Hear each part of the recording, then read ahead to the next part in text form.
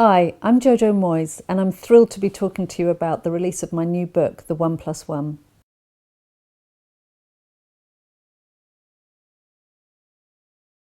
The 1+1 is about as far removed from The Girl You Left Behind as it's possible to get. Anybody who's familiar with my books will know they all tend to be pretty different. Essentially, it's a story about hope and love and all those big issues that I try to encompass in all my books, with perhaps a few laughs thrown in.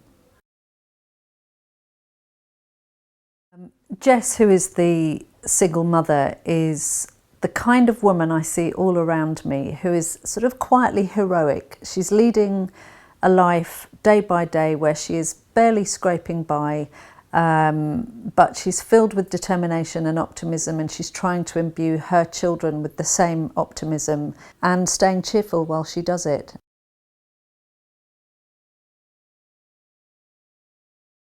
Ed, I hope, is not a conventional leading man. I try not to make characters too predictable. He is a geek who has made good.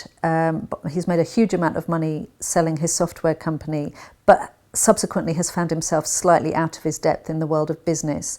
He's at his most comfortable behind a screen, but it's his contact with the Thomas family that actually starts to make him realise there's another way of living and another way that he can feel better about himself. I didn't find it hard to write the voices of Nikki and Tansy. I'm the parent of 3 children, 2 of whom are 15 and 12, which are not that dissimilar in age to 2 of those characters.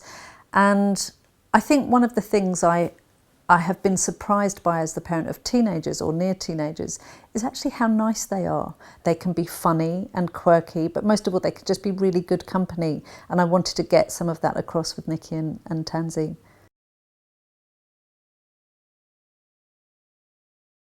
Are my characters inspired by anyone? Not that I'm telling you. It's the fastest way to lose friends. No, I never base characters on real people, but I do base elements of characters on real people or tiny things that your character hangs off, like a coat hanger. The 1+1, one of the ideas for it came about because a friend who was a cleaner told me the story of how an employer had shut a door in her face. And that really stuck with me, this image of this, person being told essentially that she didn't matter because she was a cleaner. I have once taken something that I shouldn't have done. I was about 8 years old, and as a dare, I stole a doll from a post office, a very small doll in a plastic packet. And because I'm the world's most rubbish criminal, I immediately went home and confessed everything to my mother, who marched me back to the post office and made me apologise to the woman who ran it. And it scarred me for life and left me convinced that a life of crime was not for me.